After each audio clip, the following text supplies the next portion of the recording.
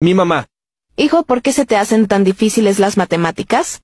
Mi profe. Para resolver este ejercicio tenemos ¿cuánto es 8 menos 1? Bueno, no sabemos cuánto es esto, ¿verdad? Entonces vamos a decir que esto es X.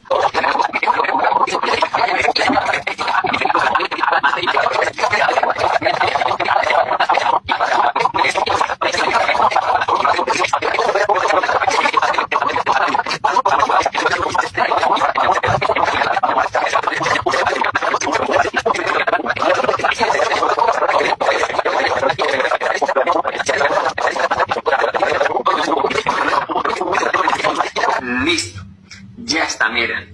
Quiere decir entonces que 8 menos 1 es X y ya vimos que X vale 7, ya está. El resultado entonces de esta operación será 7. Y como pueden darse cuenta, pues complicado no era.